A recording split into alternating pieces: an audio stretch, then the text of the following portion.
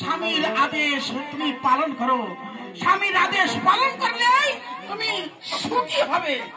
যাও, ছুটে যাও তোমার ওই সন্তানের কাছে।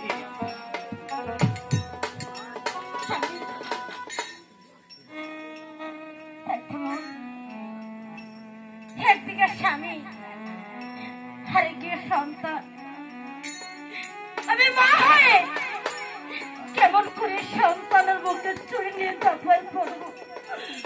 খোদা, তুমি বলে দাও, তুমি বলে দাও।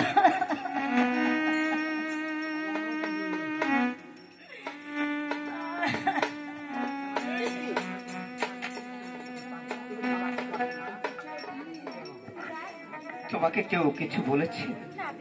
তোমাকে কেউ কটু কথা বলেছে? তোমাকে কেউ আঘাত করেছে? তাহলে কেন কেন একটিবারের জন্য দু চোখের অশ্রু তুমি নীরবে ফেলছো বলো? তুমি তো জানো কত তোমার চোখের অশ্রু দেখে আমি কখনো ঠিক থাকতে পারি না।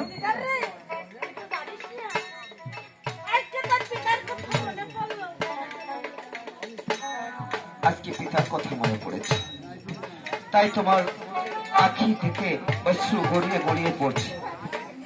একটিবারের জন্য আমি তোমার অহংকারকে তোমার কাছে ফিরে আনতে পারিনি, কিন্তু আমাকে নিয়ে তুমি তো অনেকই সুখে আছো। দেখো বান্ধবী, আজকে একটিবারের জন্য একটু দুধান্য তৈরি করে দেবে তুমি।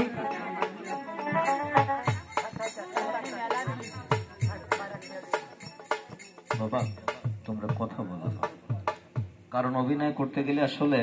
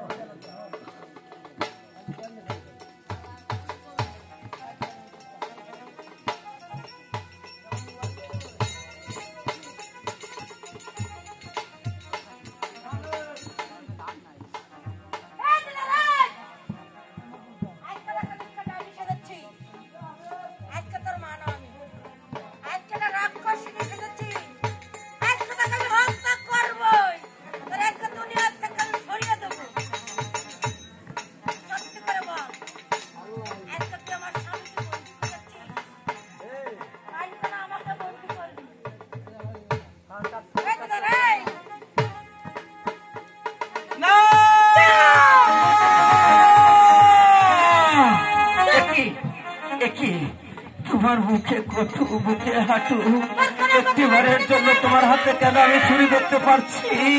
আমি কি এমন কোন অপরাধ করেছি যার জন্য তোমার হস্তে আমি ছুরি দেখতে পারছি? উপদরদি, আমি যদি কোনো অপরাধ করে থাকি তুমি আমাকে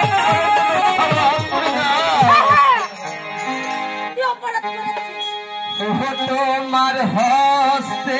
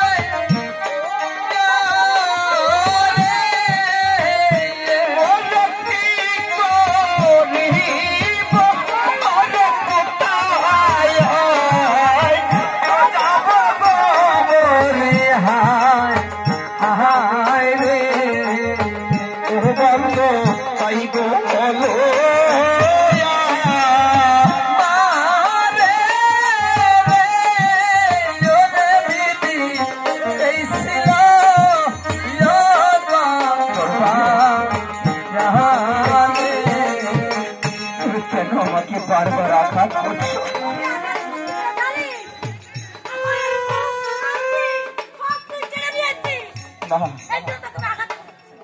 এমন কি কথা, এমন কি কথা আমি যা তোমাকে বলিনি? তুমি তুমি এই জন্য আমাকে বারবার আঘাত করছো। যদি আমি কোনো অপরাধ করে থাকি তাহলে একটিবার তুমি আমাকে খুলে বলো যে এমন কি অপরাধ আমি করেছি।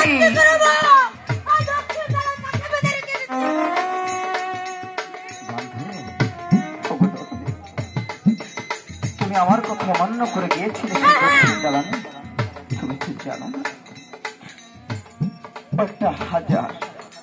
একটা হাজার রশিয়া দেও, এই দাও, শুধু আমাকে নয় তোমার স্বামীকে ওই দেও বিরাজ করেছিল না। ও কখনো তোমার স্বামী হতে পারে না।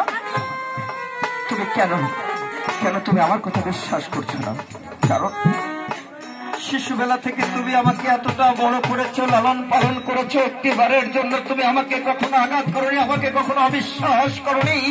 আজকে একটিবারের জন্য দেওয়ার জন্য তুমি আমাকে অবিশ্বাস করছো।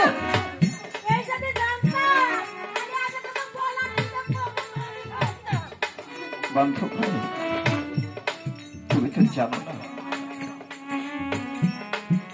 আজকে তুমি যাকে তোমার স্বামী বলে স্বীকার করছো, ওস্তাদ হাজার দোস্তি রসিয়ে দাও, আর সের জন্য যদি তুমি আমাকে আঘাতই করবে, সেই শিশুবেলা কেন তুমি আমাকে আঘাত করো?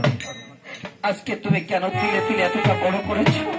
তুমি নিজে না খাবার খেয়ে আমার মুখে খাবার তুলে দিয়েছো। তুমি আমার জন্য কতটা কষ্ট করেছো। একটিবার এই নগরে গিয়ে এই হতভাগা দিদারের জন্য তুমি হাত পেতে ভিক্ষা ভেঙেছ। আমি তো কিছু বলে যাইনি বান্ধব, তাই একটিবারের জন্য তুমি আমাকে ক্ষমা করে দাও।